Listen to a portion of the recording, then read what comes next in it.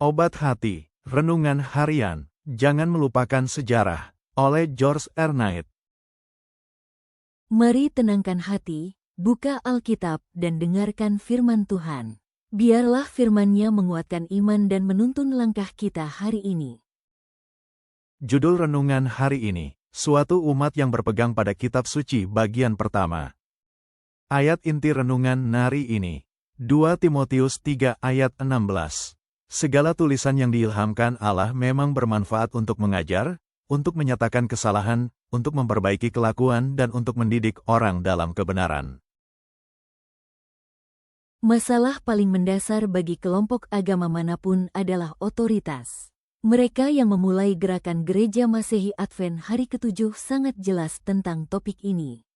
Seperti yang dikatakan James White pada awal tahun 1847, Alkitab adalah wahyu yang sempurna dan lengkap.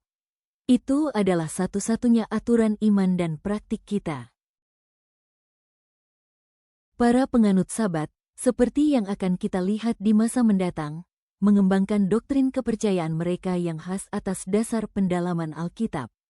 Fakta itu tidaklah selalu jelas bagi para pencela mereka.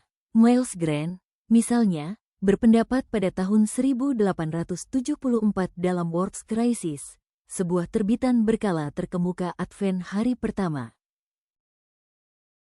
Umat Gereja Masehi Advent hari ke-7 menyatakan bahwa tempat kudus yang akan dipulihkan pada akhir 1300, 2300, hari yang disebutkan dalam Daniel 8 ayat 13 dan 14, berada di surga, dan bahwa pemulihannya dimulai pada musim gugur tahun 1844 M. Jika ada yang bertanya mengapa mereka percaya demikian, jawabannya adalah, informasi itu datang melalui salah satu penglihatan Nyonya E.G. White. Uriah Smith, editor Gereja Masehi Advent hari ke-7 Review and Herald, menanggapi tuduhan itu dengan tegas. Ratusan artikel telah ditulis mengenai pokok bahasan tentang tempat kudus. Namun, tidak satu pun dari artikel-artikel ini yang menyebutkan penglihatan-penglihatan tersebut sebagai sumber yang sah dari pokok bahasan ini. Atau sumber dari mana pandangan yang kami pegang berasal. Tidak ada pendeta yang pernah merujuk kepada penglihatan-penglihatan tersebut dalam menjawab pertanyaan ini. Pertimbangannya selalu adalah dari Alkitab, yang memiliki banyak bukti untuk pandangan-pandangan yang kami pegang mengenai pokok bahasan ini.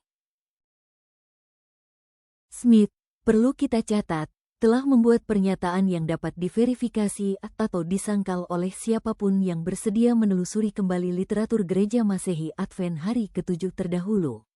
Paul Gordon telah melakukannya pada pokok bahasan mengenai tempat kudus dengan judul Bait Suci, 1844, dan para pionir, 1983. Temuannya mendukung apa yang Smith uraikan.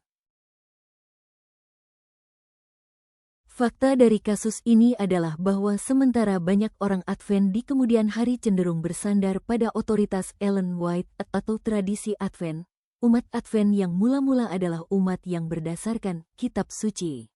Saat ini, umat Gereja Masehi Advent hari ke-7 dari semua aliran perlu memperhatikan fakta itu. Adventisme sejati dalam sejarah. Kabar baiknya adalah bahwa Allah telah memberikan firman kehidupan dalam kitab-Nya. Kita dapat bersukacita hari ini bersama pemazmur yang menyatakan, "Dalam hatiku aku menyimpan janji-Mu, supaya aku jangan berdosa terhadap Engkau." Mazmur 119 ayat 11. Kesimpulan, Alkitab adalah dasar iman dan kehidupan kita. Bukan pendapat manusia, bukan tradisi, melainkan firman Tuhan yang hidup yang menuntun, mengoreksi, dan mendidik kita dalam kebenaran. Ketika firman disimpan di dalam hati, iman menjadi teguh dan hidup diarahkan sesuai kehendak-Nya.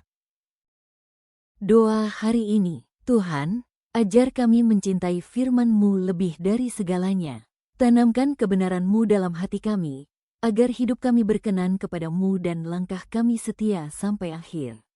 Amin.